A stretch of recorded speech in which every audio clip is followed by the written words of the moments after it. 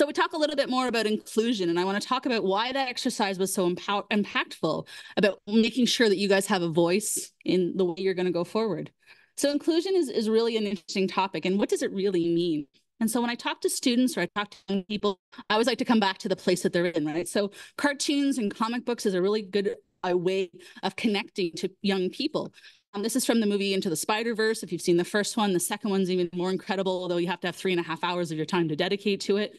But it really is about somebody who doesn't necessarily look like what you would traditionally think of as a comic book hero. It's about bringing in, Miles Morales, who has a different background. It's about connecting to Spider-Gwen, who maybe isn't the stereotypical way that we've always seen superheroes portrayed.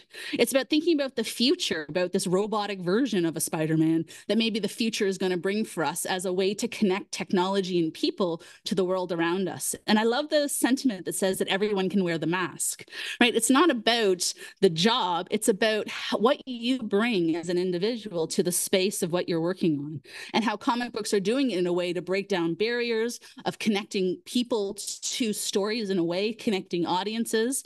And it's changed the way that they've marketed. It's changed how we see them in society and in the media. And I think they've done a really good job and are doing better than a lot of industries in terms of portraying women in ways that maybe we haven't seen before. And so finding your superpower is a really big piece of becoming an engineer, for me, becoming a leader. And for me, it's about that continually learning place, about how to feel good in the place that you are by always learning new things. And if the world doesn't present itself the learning opportunities, about how to seek those out and never stop.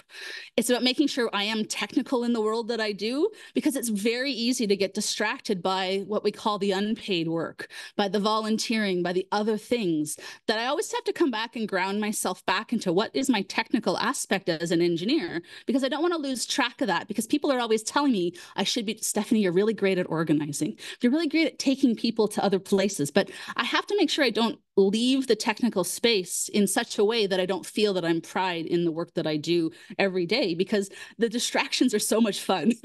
There's no doubt that the work I do outside of that world is not, I don't know if you do with this, but engineering's a bit, some can be dry, it can be a little bit not as fun. But how do you make fun? How do you create that space in which that your passion and your ability to create on a topic is what drives you every day?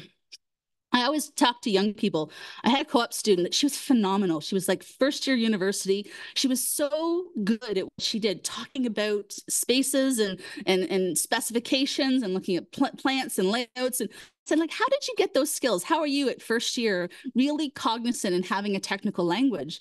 And she said, I worked at a hardware store when I was in high school. And by talking to technicians and people coming in for their home projects about looking at what plumbing was and electrical was, she's like, I had a technical language in a job that was, just a retail job and outside of it.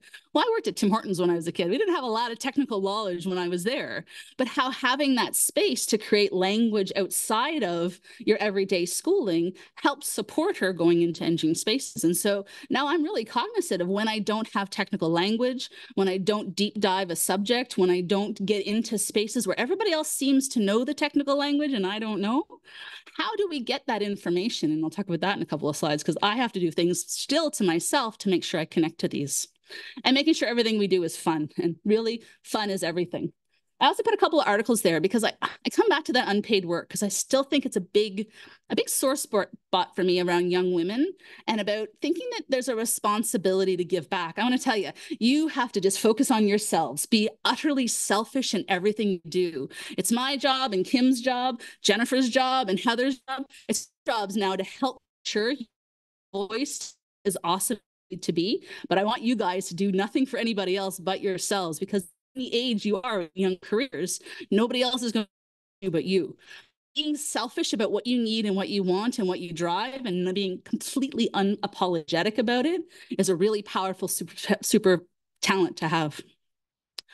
So who remembers this article? It's about 4 or 5 years ago. So this is a really cool positive story, but I'll tell you, it didn't start so positively. So this is Jessica Meir and Christina Cook. And who's missing from this is a lady named McLean. So it started off that there was 2 astronauts up in the International Space Station, 500 kilometers above our head. And NASA decides they're going to have the first female spacewalk. Oh my God, that's amazing. I'm reading the newspaper articles. There's hype. It's kind of like the Amazing Race. You know, they're going to get there and we're going to watch it on TV. And of course, they go to open the cabinet to get their PPE and spacesuits on, which was stocked in 1974, by the way. Let me tell you, they didn't have two suits that fit women. And so the prevailing story around this was that failed attempt and women don't get to go to space and NASA, screws it up. And I think, one, what a shame. But that's really what the media left it at. And I don't know that this story about the success. Now, McLean didn't get the opportunity. And like so many of us, there are going to be missed opportunities. Hopefully it's not because your protective equipment is not fitting you. And I spend a lot of time with my controls engineers making sure they have like rated equipment for their electrical services, because it has to fit right for you to be safe. Heather, probably talk a little bit safety. I think we're going to go down that path too. But the fact is, I got to sit at my desk, listening to these women. They broadcast it. I got to hear them as they went up, and there was a success story. I got to sit about the work that they do assembling the International Space Station. I think they're replacing a power cell. They got torque tools in their hand, which is the $1 million of equipment I just bought. And that was my, my area of expertise. And I got to hear them go through their standard operating procedures of doing this work. And I got to celebrate these two amazing women who got to do something as the first that got picked to be special for something that they got to do. I also got to celebrate because this wasn't the first. There was another one and another one and another one. And I think there's been 7 or 8 since. And now you don't even hear those stories because the media has long since moved on and the media is not there. But think of how many women have now done spacewalks. And there'll be nobody that'll ever say that they have never, in this space that said women have never done something. And I love to tell this story because I think about it when I'm interviewing co-op students. I think about what I'm interviewing primarily male co-op students. It's not that I don't want to interview women. It's just that we don't get a lot of applications for women in my industry. And so when I'm sitting on an interview panel and it's me and the male HR person, I wonder from the other side of the table, how many young men are on an interview panel for whatever other company they're interviewing for with the female engineering manager and the male HR person? So have I changed the diagram of which they see the world and see women in engineering? And I was talking to a young man who works for me, and he says, my wife was asking about you. Well, I said, what do you mean? He says, my wife wanted to know what it was like to work for a woman. I've never worked for a woman before. I said, well, what did you say? He's like, it was pretty much the same, except you asked me how I'm doing more often. I thought, well, that's an interesting story. But I think about this man and his wife and their 2 kids and the conversations they're having around the table where I'm their boss. And now the children, who are both male, will never think about a man or a woman not leading a team in the same way because their dad had a woman boss. And so I love the idea of changing that context under which people see us, see women in engineering, see women in leadership, see women in management. Just be having a simple example of being interviewed by somebody or being led by somebody. And unfortunately, there's still too few of us. And why I do as much as I do for these kind of connections is to know there are lots of women out there. You just might not have heard them because you always usually hear the negative story in the news, and you don't always get the sense of accomplishment or positive years after the first, maybe a little minor fiasco. And so this is a great graph that inspired me, and Kim's probably familiar with it. It's from ONWE, the Ontario Network of Women in Engineers. It's the leaky pipeline. You hear about this pipeline all the time and all the young people coming up in STEM, and we want more in the pipeline. And so a few years ago, I started kind of reflecting on that. I'm coming back to where I wanted the world to be. What was my problem I was going to solve? What was that piece of something that I could help with because I didn't create the problem, but maybe I can help them solve it. And I started thinking about these buckets and these drips. Well, these aren't buckets and drips. These are women. These are women who felt undervalued, who weren't necessarily falling out of the pipeline because they wanted to. Maybe somebody pushed them out. Maybe they didn't have a system that supported them, or they didn't have leadership, or they didn't have inclusion part of their messaging. Maybe their leaders didn't create spaces where they were welcomed, and they felt that their only way and recourse was to get out. So, but what is the problem? The problem is that these women are not in a pipeline, and I can't hang out with them every day. I can't hire them because they don't apply to my jobs, and I can't mentor them because they simply aren't there anymore. Well, it changes in grade 10, right? 50-50 in grade 10. So grade 11, grade 12, that ratio never gets better. I think we're at 80-20 by the time we get to graduate work. And Kim will probably talk a little bit about from the environmental space or the academic space of what that looks like for grads and postgrads and PhDs. And so I thought, here's my opportunity. I'm a woman. I'm not a puddle. How can I figure out what happened and where did they go? And how do I maybe get them back in? So I started challenging myself to figure out what to do. And so I came up with a concept, which was a workshop series. I called them Wise Wednesdays. I had them on a Wednesday. In the month of 2018, I put 5 workshops on dressing and looking at adult women. So I didn't really know who my audience was going to be. I kind of put this together. I looked at robotics and environmental engineering, chemistry of wine, tell me very popular with some of the women out there. It was a really good topic subject. And these topics were people I knew. I had brought in experts in their fields. I let women who I knew that I was friends with. We created these workshop series together. So it was the For Women by Women. And it wasn't just the idea of breaking down, but having a place like I didn't have with my university friends to go and have a conversation around STEM. How do you connect as women in a technical space? Where do you do it? I certainly didn't do it with my family. I mean, shopping and spas and all that was still very prevalent in my upbringing. And even today, right, we talk about these vacations and stuff. We connect as women, retreats up north where you're going to go to cottage country. But do you ever have that place where you really gather a group of women and do technical work together or share what you love or are passionate about in the space of science or engineering? I didn't find a place that existed. But inclusive, I want them to come too. So I have my engineers' daughters with them because the dads for daughters, how powerful a connection is that? With men STEM knowledge, we need to take it from them and we need to give it to our young women because that is a source of information and they want to support the next generation really as much as we do. And making sure that allyship there is there, that they have to have a place and hear a voice because if we just create spaces where there are only women, we take out the other piece of the puzzle, which is the leverage we have and utilizing the men to help create solutions in the world and space as well. And the real idea was it was going to be lots of fun. I didn't want it to be another job. I wanted it to be like a paint night where you go and you're going to make and create. And you're going to take something home. And I wanted you to put it on your desk. I wanted you to build. I wanted you to have something that you were going to have tangible. You're going to bring it home. You're going to brag to your kids about what you made at camp or workshop that day and tell them how proud you are of what you did. And maybe that sense of pride in what you did and your accomplishments would spread out so that people don't think it's strange that women want to build electronics or work on cars in a different space. So far 13 completed. Like I said, anybody wants a workshop, let me know. I'm loving these topics. I didn't know, I'd never soldered before. I'd never built a board before. There's so many things I don't know how to do because I didn't have that place or space and nobody really taught me. I never came across it and I don't know why, it's just the way it was. So we did things like go environmental science. So we got out in the world over COVID. We looked at additive manufacturing because some people don't know what that is. It's new and it's a topic. And young women probably have a lot more technical space than maybe the people of my generation. So I have to learn more by bringing in young people to that conversation because the world is changing faster than any of us can keep up.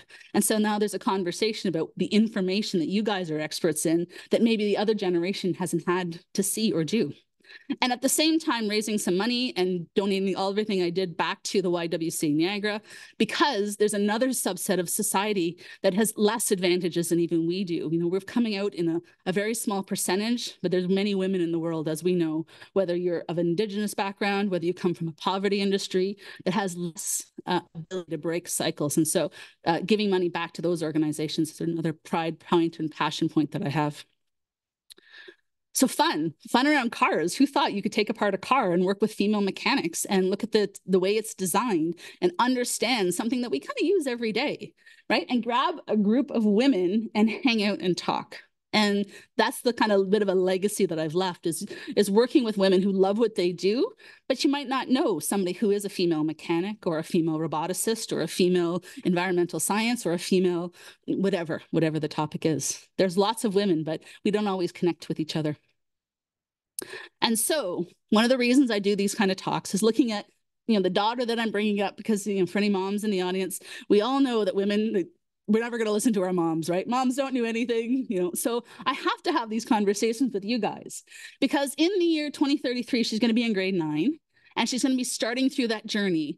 And in grade 10, I know she's going to be highly susceptible to dropping science because that's when the ratio changes from 50-50. She's going to be peer pressured by friends who think science and math aren't cool. She's going to be peer pressured by boys in her class that say girls can't do something. Even in grade 1, boys are telling her she can't play soccer. where did this come from? How do I have this space and world that I'm raising a daughter that is still being told that she can't do something? And so I need everybody in this room and everybody in the call to action and everybody that I interface with to help change the dialogue around what young women are capable of. Because right now her superpower is unknown. I don't even know if she wants to be an engineer. You know, I bring her to all these events and she might go completely sideways because it's the opposite of what I want her to do.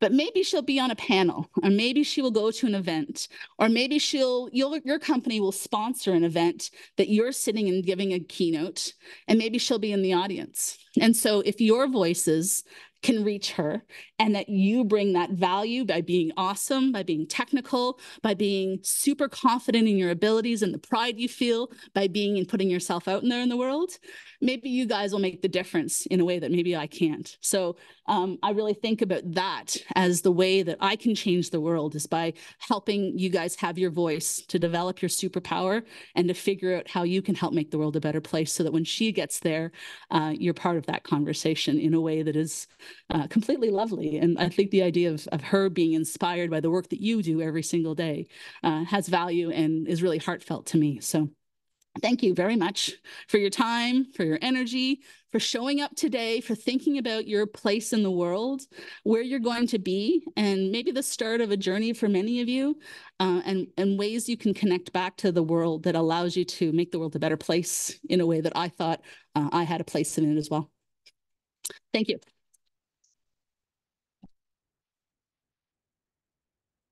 And feel free to reach out. I put that out to everybody, like I do students and stuff. I'm going to say out of hundreds of kids, one has ever reached out to me. So maybe I didn't reach you. That's cool. I'm okay with that too. But please feel free, if you're sitting there saying, I think something of that like resonated with me, please feel free to reach out. I really mean that in a sincere way. Not enough ways of connecting with women. And so this is a great opportunity to take my information and just give me a little shout out and say hello, introduce yourself and what you're passionate about, and say, how can I help you with the journey that you're on? Thank you. Questions? I know you mentioned we're running some workshops, and my question really is, what worked the best for you in that workshops, and maybe what didn't well? Yeah, great question. What worked the best was, I'd spent a lot of my career with high school robotics, and there was something really thrilling that I had a group of 20 women that showed up for my robotics one. We had some battle bots that were kind of pre-made. We built some end effectors on them. And to watch the group of women kind of collaborate and compete with each other in the space for 2 hours to drive robots around the room, I kind of said that, like, why didn't I think of this earlier? You know, like, it seems so obvious with all the stuff I'd done for kids, that doing it for women, because I can't think of a time where somebody said, hey, you want to come hang out and build robots as adults? So I love that piece, that's, you know, something that I loved, and bringing it to a group of women who maybe wouldn't have had that opportunity otherwise. And maybe they put their kids in front of themselves, right? Like, my kids get to have all the fun, right? We get to send them on camps and they get to do all sorts of cool stuff. There's so much extracurricular programming, but where do the women get to do all that fun stuff? And so I love that piece of it. What didn't work well, 5 workshops in 5 weeks, I was insane. That was way too much. And so trying to figure out how to dial back enthusiasm, like once I'm into something, I'm all in, like there's no doubt in my mind. But trying to balance that is always the hardest piece, right? Giving energy. What is that sign that says you can't pour from an empty cup? And trying to balance that out, because usually when my cup is empty, like it's way past the point, like it's dry and maybe broken at the side of the road. And so I got to make sure that I keep some of the energy for me too, so that I can keep re-delivering. And so balancing that is never easy, because once you're having fun, sometimes you kind of forget about all those sense of things. Hey, Heather. Hey, Stephanie, thank you very much. Lots of gems in your presentation. I particularly are to being selfish and being your own best advocate in your career. Can you comment on any available space after that for volunteering and the possibility of the benefits that brings to your career? Yeah, I mean, I think it's such a balancing act. It's as soon as I have something that I know and learn, I want to share with others, right? And so, you know, I fall down that same thing, and not to say that I'm perfect at it, but there's an ebb and flow. Sometimes I volunteer too much and I lose track of what I'm working on, and sometimes I'm working and all I'm doing is working, and I look at my resume and say, oh my goodness, like all I have is my work right now. And so figuring out that balance is never easy. But what I like to do in my volunteering is I like to look for really cool women. I like to find the women who are out there, because I'll tell you, most of the not-for-profits in STEM are run by women, which maybe says something a little bit about what that microcosm is. But it means I can find them really easily. So you Google, like, you know, STEM women in not-for-profits, and I find these agencies and these organizations. If you're in Toronto, definitely check out like a Hervolution.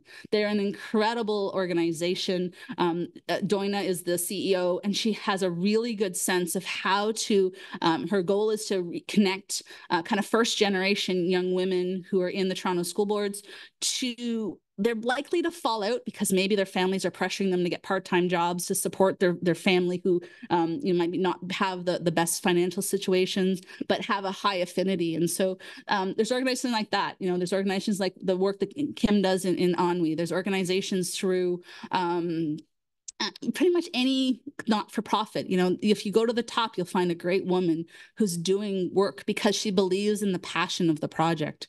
And so I think looking for somebody that you really think is just awesome. And I love LinkedIn. It's my favorite thing to do now, is kind of scope out and follow down like rabbit holes of women who are in, like if you Google women in whatever passion you like, women in, you know, it could be horses, it could be, you know, it could be bioethics, it could be, you name a thing. There's probably some women's group that have started to affiliate and find people. And I think students, as a young person, you kind of always think you can only be one thing. One of the workshops I was on, I talked about kind of biomechanics, and we looked at the idea of a young student who worked for me, who went to do her master's in engineering in the States, but she was trying to decide whether to be a professional ballerina or be an engineer. And those things kind of seem mutually exclusive, and they're really not, because the understanding of form and function and mechanics and how things move is no different in a person as it is in a robot, right? And so there's a great ballerina, I'm going to blank on her name. She's got, she did her PhD at MIT, and one of her thing is dances with robots. I don't know if you can Google her. Her name will probably come to me when I sit down. And there's people that are exploring kind of that inner space between technology and humanity in ways that maybe we haven't done before. And so kind of going down these little side tracks of whatever you think you love, you know, maybe you have a hobby because you were introduced to it from a parent or a child. There's nothing wrong with having those hobbies. There's nothing wrong with fashion, with spas, there's nothing wrong with any of those. But how do you bring your whole self to work, to your job? How do you integrate your hobbies with your job? How do you, you know, create these worlds that you can be happy because something makes you inspired? You know, I loved looking at bugs when I was a kid. I mean, my water bottle has a big bug on the side of it as a sticker. And because I love that. I mean, I love the experience of my dad coming to visit and him showing my daughter how to play with bugs and be exploring, and in that connection point of feeling pride in something. And so if you can figure out how to get that passion to the volunteering, to connecting to awesome women, that's a full story in itself. And that's, I think my goal has always been. And once I meet somebody new, what do you do? Like, what do you love? Like, what kind of things do you do every day that inspires yourself? You're like, I want this topic. I love this teacher. I love this book. I love this story. You know, what do you get excited about? And I'm like, I'm going to go read that thing 10 times because that woman who's doing that lithium mining out in the West Coast, or who's done something really awesome, and I want to know more about her. Why and how did she get there? And that exploration of people is the same as the exploration of the world around you. And then connecting to them in ways through LinkedIn has got some really good feels to how I explore the world. I know, long answer. I don't know if it answers it correctly, but we got there somewhere.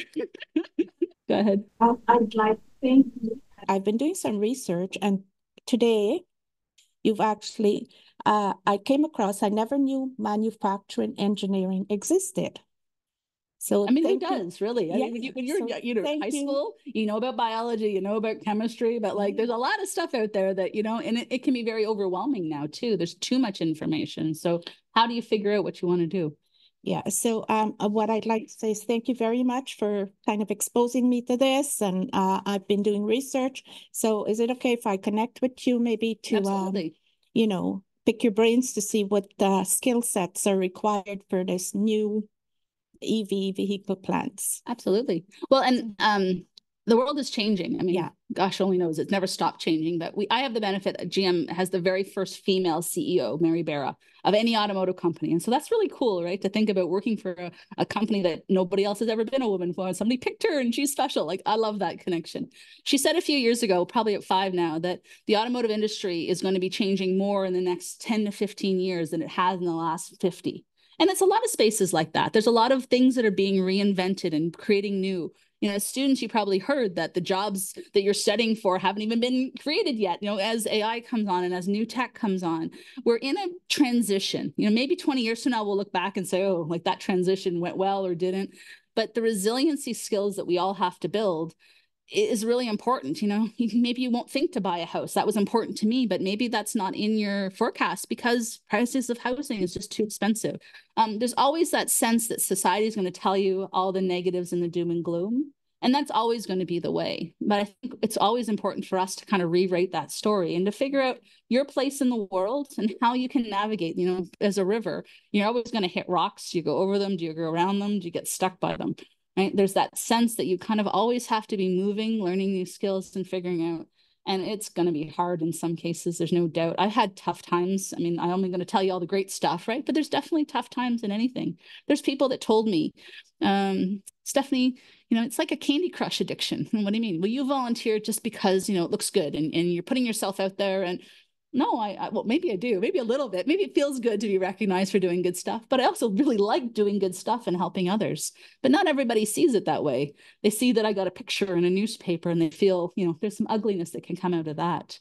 There's jealousy. There's all sorts of things. Maybe you only got to where you are because you're a woman. Well, no, maybe I worked really hard and got there as well. So there's always those two sides to every coin. In any industry, you hear what the media tells you, and then there's always a little bit of the story behind it. And so it's keeping your research open, keeping your positivity, connecting to people who will support you. I've heard it called the personal CEO or your personal board of directors. You know, you keep those 5 or 6 women around you who just want to see you succeed. Maybe it's not even just women. Maybe it's allies and men who just want you to be awesome. You know, I had a boss for 10 years. And every time I bought these weird, like, Peter, I want to do this, or I want to bring my engineers and go do Habitat for Humanity. And he's like, absolutely, anything you want. And if I ever messed up, which trust me, I've messed up, he would never like tell me in person. He would never do it in a public space or in an office where other peers could hear me. And Stephanie, let's go to the side. You really screwed up on that one. Yeah, sorry, Peter, I really screwed up on that one. But he always made sure that I was supported in public. And that's what sponsorship and all of those things talk about, is that worlds where you have the right support. And if you don't have it, if you don't find them in the place you are, then, you know, seek them out through connections and groups and LinkedIn and Ennuis and all sorts of things that are well supported. POs and WESs, like, stations are here for reasons. So make sure you're reaching out. And at the same time, there are going to be toxic spaces. There's worlds you cannot fix change. You didn't create the problem. You're just trying to be a piece of it. And so if you aren't creating the problem, you don't necessarily have the responsibility to fix toxic environments either. And I'd say, you know, get out. You know, there's nothing you can do to hit your head against a wall so many times that you can't change the wall. I do these workshops because I get to do whatever I want. I don't know how to go great. I'm going to go me and my friends along with it. And so there's a reason why there's a huge women's entrepreneurship movement of why women start business and companies is so they create the world that they can control.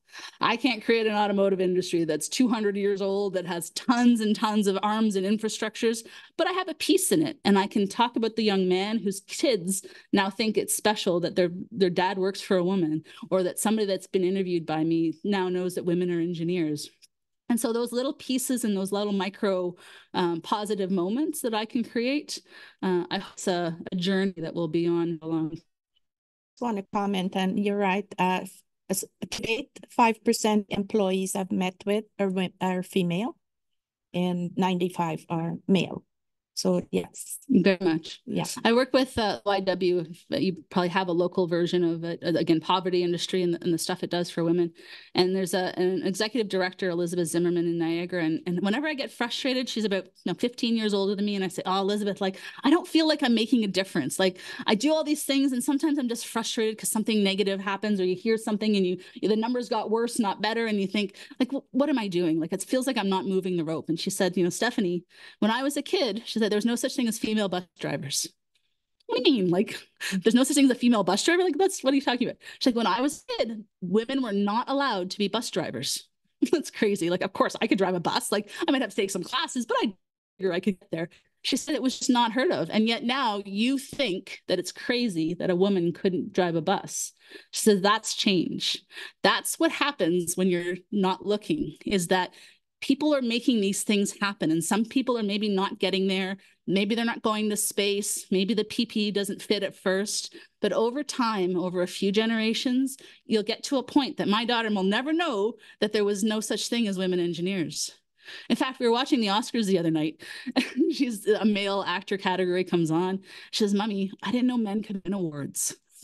Shoot. Like, so now I worry about this world where she doesn't know that men have a voice and that they can win awards because I'm doing really great. And so, over time, you hope you change the perception in a positive, and you hope you inspire the people around you, and maybe those micro changes. So maybe it's 5% now, maybe it's 20%, maybe we go backwards a few steps, but overall, we're going to live in a generation 20 years from now where whatever the variant of the bus driver or the engineer that exists, it's crazy. Of course, we can do all those things. Like, nobody will think otherwise, and then we're just going to keep moving forward. Thank you. Go ahead. Hi, thank you. First of all, I really enjoyed your story. It's very inspiring. My name is Aaliyah. Hi, Aaliyah. I'm the vice president for York University's Women in Science and Engineering. And I found often that the culture, when it comes to undergraduates for women in engineering, it can be very isolating. And I really want to change that. So my question to you is, what kind of way we do now in terms of like events or anything like that can help them kind of feel comfortable event for a night off? Yeah, that's the essence of a question. How do you get women to connect? Because women have a lot of responsibilities too. Women take on a lot of workload. And if you get to be family oriented, you get into an aging parent, there's so many different poles that even society expects of us. Perhaps, my father-in-law, they still expect my house to show up, right? And I'm thinking, I'm really busy. Like, I got a lot of stuff to do. Like, I don't have time to dust because you're, so there's always that cultural expectation of providing. And so I think the step is always try to figure out how to, on the oldest, feel you have expects it of you. Have you seen the documentary Picture a Scientist? Powerful documentary, available to you, kind of free of charge. And I've been to events. I've been on panels, we talked about it, and I've seen the panelists from the original. It's very targeted. As a young woman in science, academic space is very different than industrial. You're staying in engineering, going to master's and PhD. The world is competitive in a way that is about grants, about the parish and all of those spaces.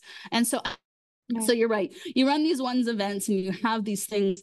How do you continue to sustain? I don't have all the answers, but I think about being open to continuing those conversations about the men to continue to look your want to connect and to really connect with people. Are you events and people just showing up and leaving, or are they making like realistic connections and making friends and following it up? I always like to go to conferences and you connect with the people you have, or bring who you went to the conferences and say 5 or 6 women, let's get together afterwards. Let's solidify this learning, and maybe you're going to do a not-for-profit volunteer. Maybe you're going to go to Habitat, and maybe you're going to go to an event, and maybe you're going to for somebody less privileged than you together as a way to solidify. Or maybe you're going to be inspired by something technical that you heard. You're going to want to research, so reach out to them, and maybe they're going to be your keynote. Or right, there's a never-ending feel of how to do that. But if you're in university, I would say you've got so much to do. There's so many studies. There's so much. You got 40 years when you graduate to continue on that journey. So that part there's no pressure on you. I think just be awesome. just be who you are and be awesome with your friends and hang out and have fun. I think we're really focused as a society on the workload, especially for young women. I think at university, it's very, very more competitive than it ever has been. I think we're losing a bit that some of this stuff can be fun and that we can continue to kind of feed our soul with the fun portion of it as well. All right. Thank you very much. Long answer, I know. Maybe it doesn't answer all your questions. It was great. There's no one answer for any of this, right? It's just, it's a big chunk and we're going to each take a little bite out of it. And then maybe we'll meet in the middle and have a coffee one day. So feel free to reach out and we'll have a coffee. Tell me what your plans are and I'll say, maybe connect you to my networks of the cool women that might be in the space that live and work around York that have access to it. And maybe I'll say, you should talk to this person because they're really awesome. And if two awesome women connect, there's no problems they can't solve. Great. Yeah. Thank you so much. I'll definitely reach out. Thank you. Welcome. All right. Let's do that. Thank you.